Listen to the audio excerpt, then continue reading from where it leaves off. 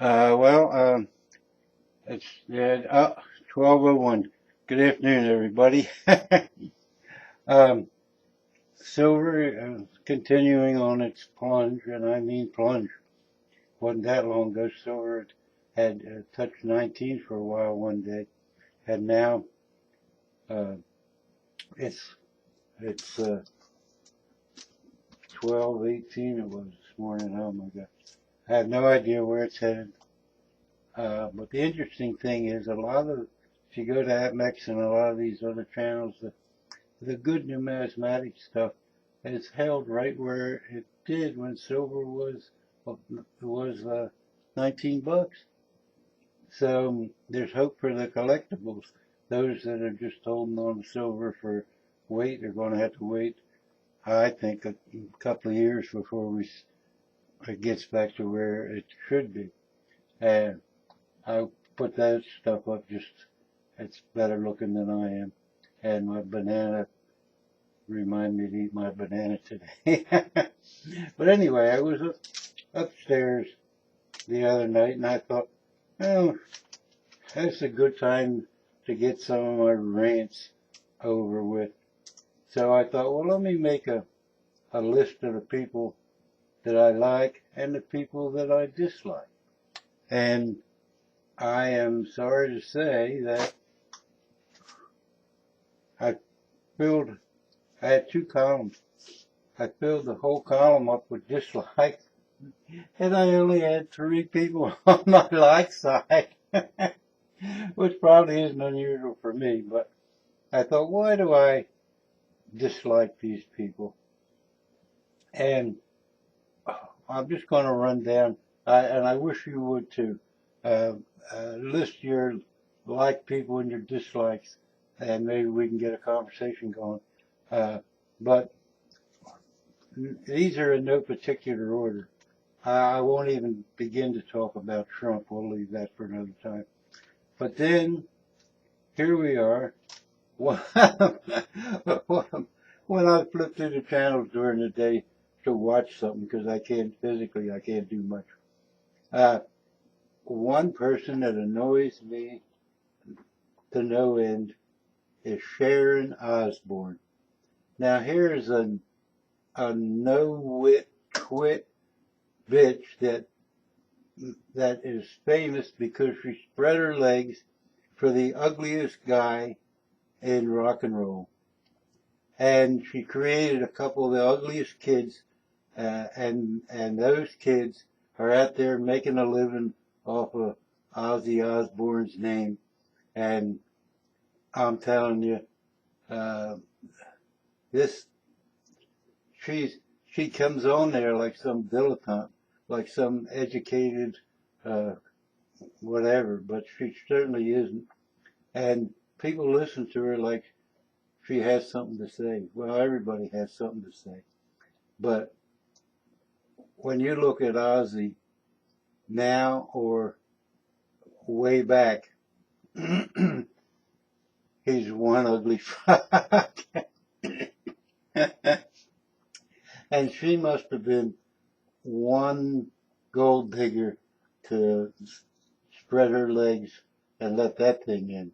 And we see the result of it are those ugly kids that are out there making a living off of his name too. No talent kids. All right, we'll skip. We'll enough of her.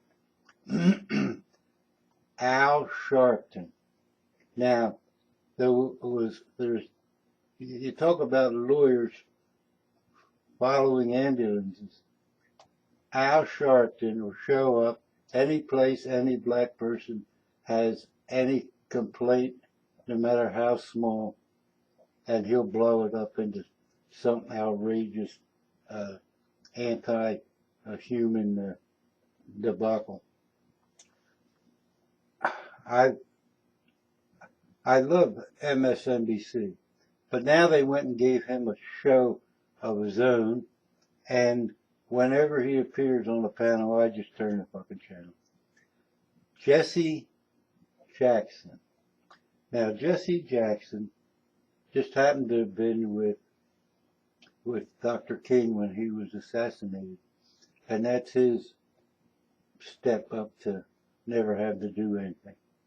And I remember when he started a boycott against Coca-Cola, and it hurt Coca-Cola because people could go out and buy Royal Cola, they could buy Dr. Pepper, they could buy Pepsi, they could buy any other thing. And that's the secret to a boycott. I'll explain some of the boycotts I started some other time. But as long as you can give them a choice, they don't have to give up anything. Now, when did he call the boycott off? When his son was awarded a bottling company for Coca-Cola, no money down. So all he did was blackmail Coca-Cola. And again, anti-black thing, and Jesse's there. Mitch McConnell. He has no idea what the sun looks like. He's got his head so far up Trump's ass. Charles Barkley. Now I know you're saying, Jesus, this Rocky's so racist. No, we'll get to that some other time. Charles Barkley went around in the 90s, and his is his words, not mine, and bragged he was the nigger for the 90s. And no one has ever, they interview him now like he's some genius. And all he does is sit down and talk to. And so now it's Sir Charles. Sir Charles, my ass. But why hasn't anyone ever just mentioned that to him?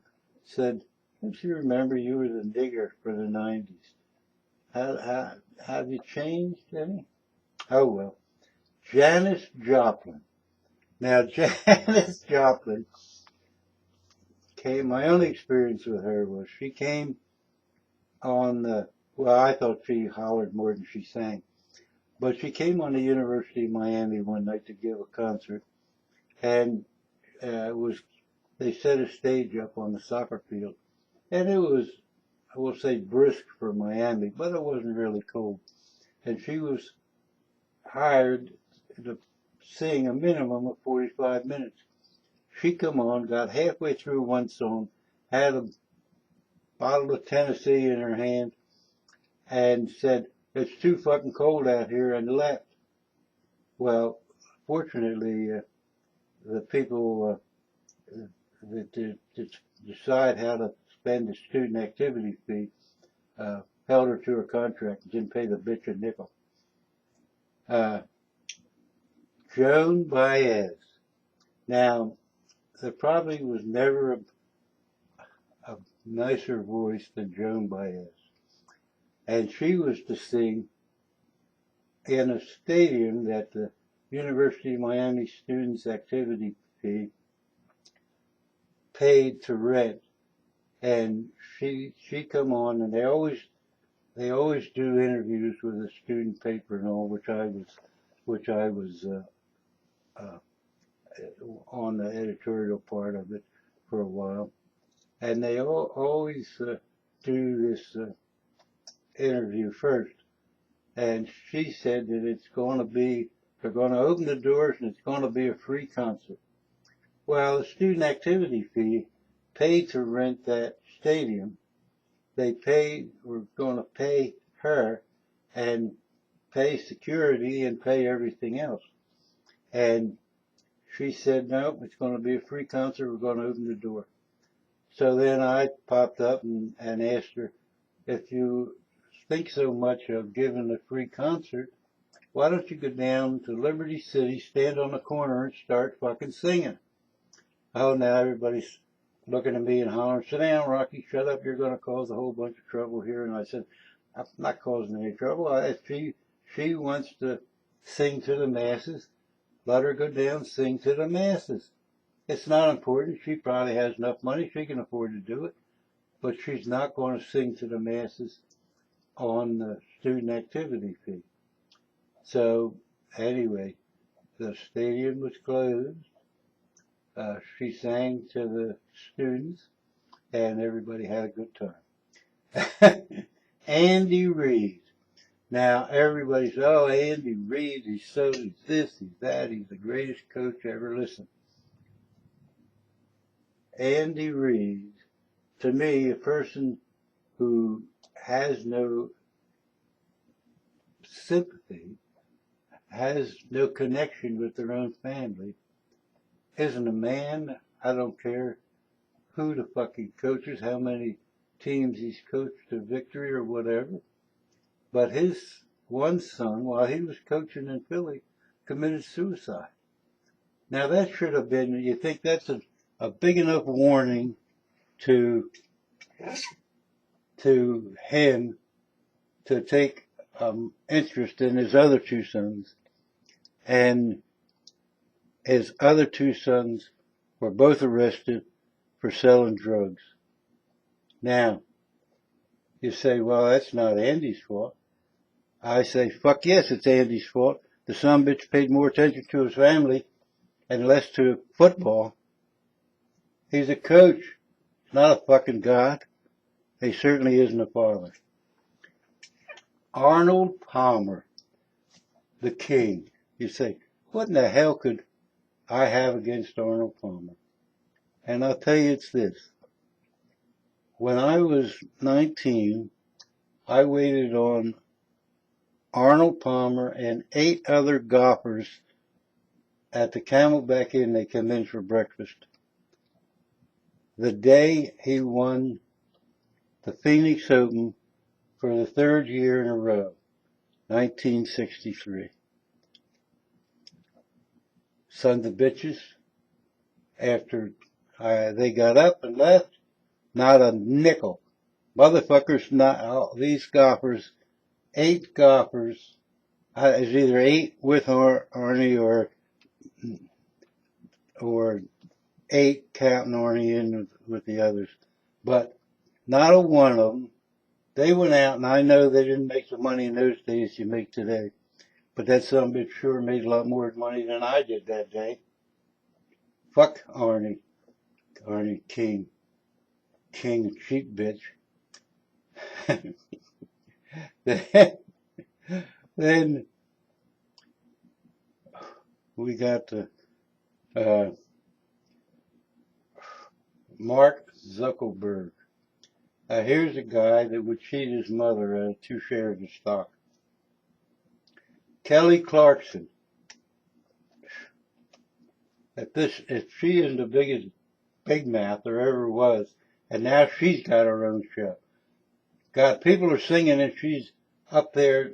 They're trying to impress everybody, and she's up there screaming and hollering. Just shut the fuck up and let the people sing. Yono Oko.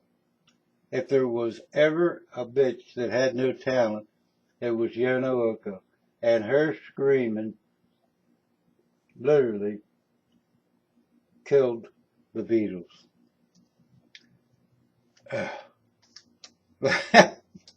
That's just saying.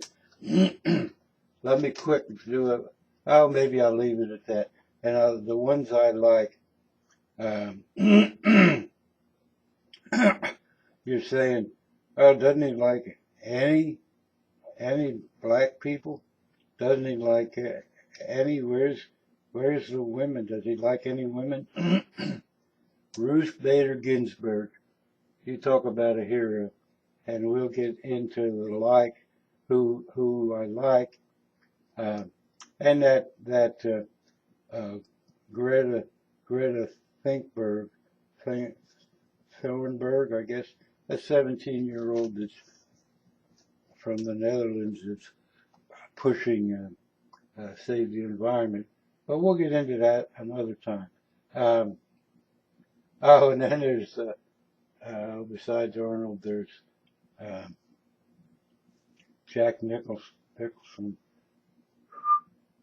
and he was interviewed, and they asked him about Caddy, and he said, now don't get me wrong, these guys lend their name and have done a lot of good for raising literally hundreds of millions of dollars. But in a lot of cases, it's a tax break, and in other cases, it's to make up for the wrongs they've done. But Jack said about his caddy, listen, he said there's three things you got to know about a caddy. Tell them to show up, keep up, and shut up.